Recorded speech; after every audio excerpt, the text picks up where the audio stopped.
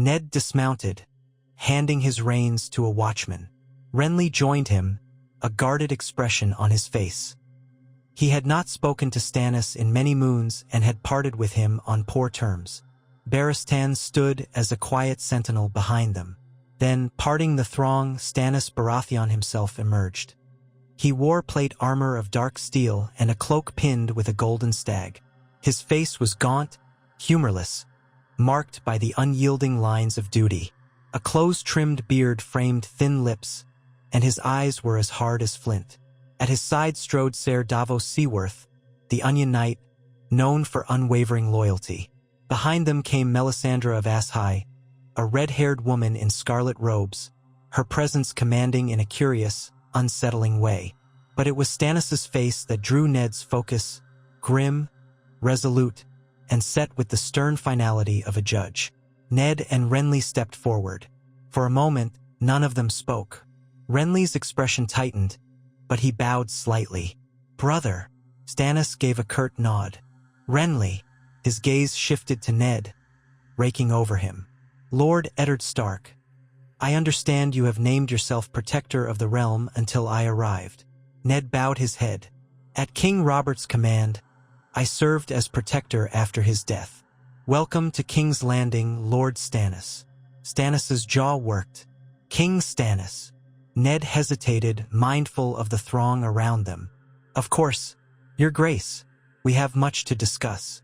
Shall we do so in a less public venue?" Stannis made a sound that might have been a grunt. He surveyed the city, the crowds pressing at a distance. "I'll want to see the Iron Throne myself soon enough, but for now we can speak in private.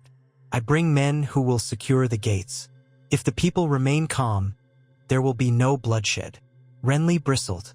"Secure the gates? Do you doubt my brother's city watch?" Stannis ignored him. "Lead on, Lord Stark. I'd rather not waste time." They mounted and rode back up the winding streets toward the Red Keep, flanked by Stannis' knights. The city watch gave them wide berth, uncertain how to greet this new presence of armed men. The small folk gawked as the procession passed, aware that power had just shifted dramatically. At the keep's gates, gold cloaks stood ready, but Ned signaled them to stand aside and allow Stannis and his company through. The air was charged with tension, as though one spark might set it all aflame. In the throne room, the high-vaulted ceilings seemed to echo with each footstep. The twisted swords of the Iron Throne loomed at the far end, a symbol of conquest and dominion. Stannis paused a moment, scanning the hall with narrow eyes, and then turned to Ned. "Summon your lords. I have come for what is mine by rights." Ned asked a servant to gather the High Lords present in the keep. Within a quarter hour, the likes of Mace Tyrell, the Dornish envoys, the Vale men, and other notables had hurried in, along with Varys and Littlefinger. The watchers lined the throne room, some with open curiosity, others with caution. Renly moved to stand off to the side, arms crossed. Barristan took his place near Ned. Stannis stepped forward, the eyes of the realm on him. In a ringing voice that carried through the throne room, he spoke. "I am Stannis of House Baratheon, brother of the late King Robert Baratheon, rightful heir to the Iron Throne by all the laws of gods and men. I come to claim the throne that was usurped by false heirs, false princes born of incest." His gaze flicked to Ned. "Lord Eddard Stark, I have your words in letters. You confirm that Joffrey, Myrcella, and Tommen are not the king's issue, but Jaime Lannister's. You have them under guard." Ned bowed slightly. "Aye, Your Grace. The Queen and her children remain confined. The City Watch stands behind our cause, for we have ample evidence." Stannis lifted his chin. "Then I would have them brought to justice. We must end this lie at the root." Ned felt the immediate tension in the hall. Mace Tyrell's face tightened, and the Dornish envoys exchanged sharp looks. Renly took a step forward. "Brother, the children are innocent in this, if indeed they are the product of incest. They had no hand in deceiving the realm." Stannis rounded on him, voice cold. "Innocent or not, they are a threat to my rule. So long as they live, the Lannisters will rally behind them. Our father's name cannot be used to shield them." The realm will not abide pretenders. He looked to Ned, ignoring Renly. Lord Stark, you are the one who exposed them. Do you dispute this? Or do you still hold them under some misguided northern mercy?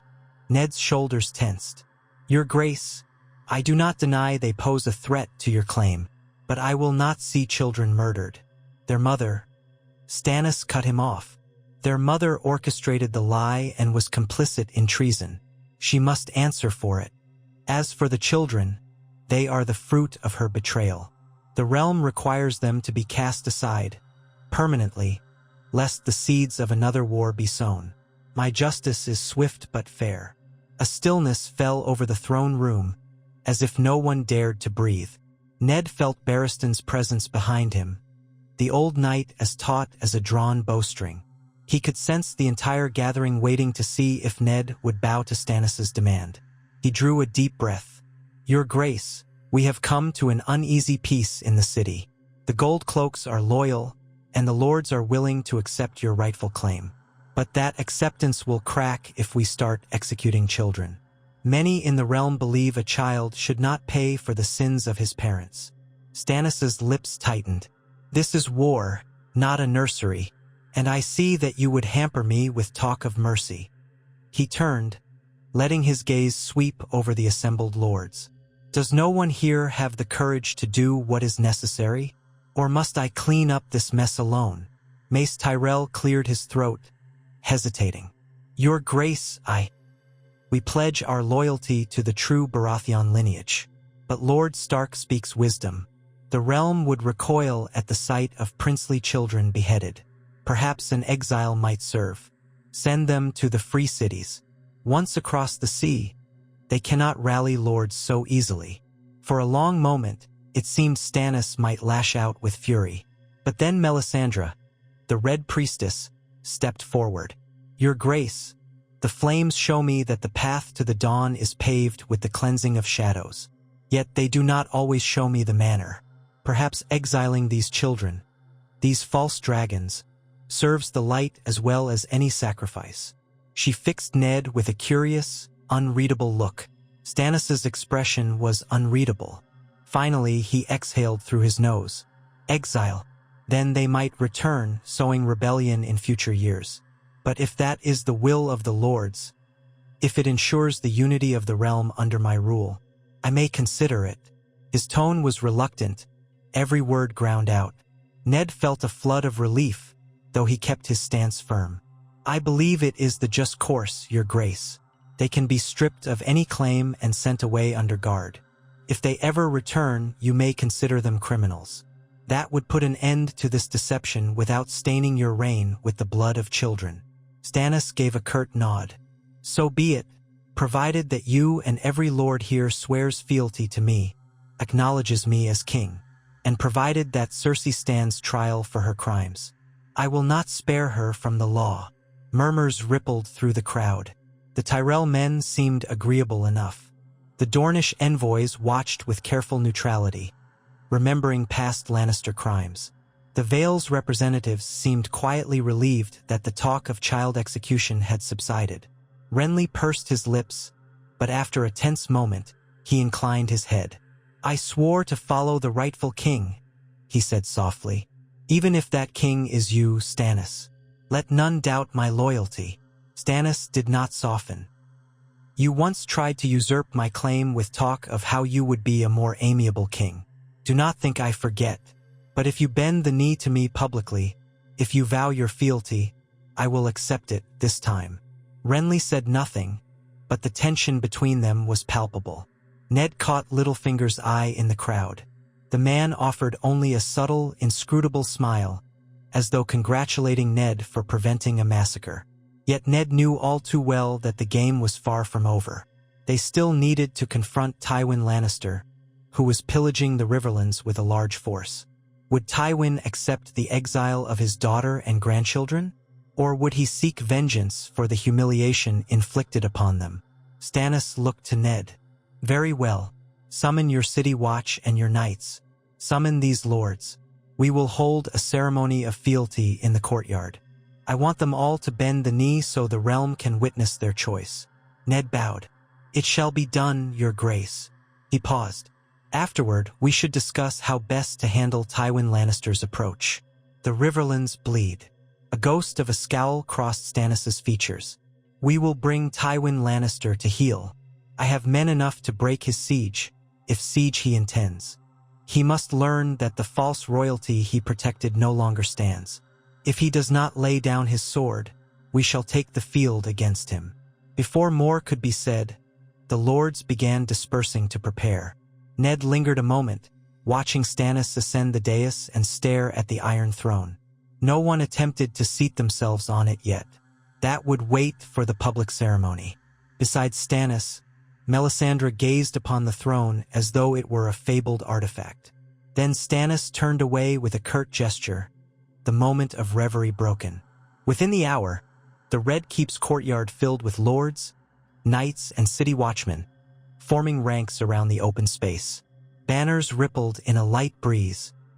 The gold rose of the Tyrells, the leaping trout of the Tullus, for those few Tully men who had come with Catelyn Stark earlier, though she herself had traveled to treat with Robb in the north, the sun and spear of Dorne, the moon and falcon of the Vale, and of course the grey direwolf of House Stark. Towering above them all was the crowned stag of House Baratheon, newly displayed to reflect Stannis' claim. Stannis himself stood on a raised platform with Ned at his side, Barristan a half-step behind. Renly took a place of prominence, though somewhat off to the side, reflecting his uneasy submission. Melisandre remained behind Stannis, her red robes catching the sunlight like flame. The air crackled with anticipation. Ned raised his voice, projecting with all the authority he'd gained in these turbulent weeks. "Lords of Westeros, you have come to King's Landing for a royal inquisition, and that inquisition has revealed the false nature of Joffrey Baratheon's claim. We are honored to present the rightful heir, Stannis of House Baratheon, who asserts his lawful place as King of the Undulls, the Rhoynar, and the First Men, Lord of the Seven Kingdoms, and Protector of the Realm." Stannis stepped forward, his manner austere as ever. "I call upon those who would keep faith with the rightful king. Swear your oaths. Bend the knee. The time for deception is over." One by one, the lords came forth. Mace Tyrell was first, for he saw the advantage in being among the earliest to swear loyalty. He knelt, fussed about his cloak, and repeated a flowery vow of fealty to the true Baratheon king. Next came the Vale men, subdued but dutiful. The Dornish envoys performed their vow with polite civility, though there was no warmth in their words. They had their own grudges from the past, but for now they recognized Stannis was unstoppable. Others followed in quick succession, many with relief, hoping to avert war. When Renly approached, he hesitated a fraction of a heartbeat before kneeling. The crowd held its collective breath. Stannis glowered down at him, but Renly at last bowed his head. "I, Renly of House Baratheon, do hereby acknowledge you, Stannis, as my king, rightful heir to House Baratheon. I swear to serve and obey." A moment of silence clung to them. Then Stannis nodded. "Rise, brother." There was no warmth in his voice, but no immediate condemnation, either. Finally, Ned stepped forward with Barristan at his flank. He knelt with the same solemnity as the others. "I, Eddard of House Stark, do pledge my loyalty to Stannis Baratheon, rightful king. May the gods bear witness." Stannis nodded gravely. "Rise, Lord Stark. As protector of the realm in Robert's stead, you have done the kingdom a great service by rooting out falsehoods. Your counsel will remain valuable to me as we set things to rights." Ned rose. A faint ripple of applause traveled through the crowd, though the mood felt uneasy. The ceremony concluded with Stannis' men bringing forth his banner to fly from the Red Keep. For the first time since Robert's passing, a Baratheon standard hung over the castle once more, though it was Stannis' own variation with the hart and stag, a mild curiosity that some of the more traditional lords viewed with caution. That evening, Ned invited Stannis to hold council in the Tower of the Hand, as the Great Hall was still being prepared for a formal coronation. Around the table sat the key figures. Stannis at the head, Ned to his right, Renly to his left, Mace Tyrell, the Dornish envoys, the Vale lords Littlefinger, Varys, and Ser Davos. Melisandre stood in a corner, silent but ever watchful. Stannis began without preamble. "We must settle the matter of Tywin Lannister. I have brought 8,000 men plus more on the ships. That is enough to defend King's Landing from a host of moderate size, but Tywin's forces could be larger if the Westerlands muster fully. I will not wait for him to bring war to our gates." Mace Tyrell leaned forward. "The Tyrells can raise a vast army as well, Your Grace. If you call upon the banners of the Reach, we might match and surpass the Lannister numbers. But that takes time the Riverlands do not have. And I dare not dispatch so many men without certain assurances. Are we safe from any renewed alliance between the Lannisters and the Crown?" Stannis's gaze hardened. "There will be no alliance with the Lannisters unless Tywin bends the knee to me and accepts the exile of his daughter and her children. If he wishes to continue this fight, I will bring him to ruin. We are done appeasing them." Varys spoke softly. "Your Grace, it might be wise to send another missive, clarifying that you are now crowned king, that the false heirs will be exiled, and that if Tywin persists, he does so at his own peril. Some men cling to illusions even when they are shattered. Perhaps a direct statement from you might make him reconsider." Stannis considered this. "Very well, but if he refuses, I will not suffer him to ravage the realm unchecked. Lord Stark, are you prepared to march with me if need be?" Ned nodded slowly. "If Tywin refuses to stand down, yes, the North will answer your call. My son Robb has begun gathering our bannermen. Winterfell can send thousands. But the journey south is long, and we also have to consider the Ironborn's opportunism if we leave the North undefended." Stannis let out a grim sigh. "The Ironborn can be dealt with later if they try anything. I must rely on the Tullys, the Tyrells, and my own men for swift action. The realm needs to see that Lannister aggression will not be tolerated." Mace Tyrell stroked his mustache. "Then it is settled for now. I will send riders to Highgarden, instructing them to call the banners. We will muster at Bitterbridge or some other point near the King's Road, ready to move north if Tywin crosses the Trident." Renly said little, simply nodding in agreement, though Ned could sense the resentment simmering beneath his younger brother's acquiescence. But for the moment, the major lords seemed aligned with Stannis's plan. As the council wound down, Stannis turned his attention to another matter: the Queen and her children. "Tomorrow I will visit them under guard.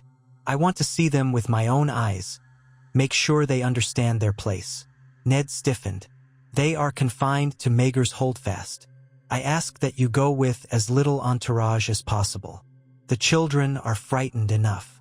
Stannis gave a small, humorless laugh. "They should be frightened. They lied to the realm, or at least were used in the lie. Still, I shall do as you suggest, though I will not coddle them." Once the meeting concluded, Ned escorted Stannis and Melisandre through the torchlit corridors of the Red Keep. The Red Priestess glided at Stannis' side, her presence almost otherworldly. Ned could not help but watch her warily.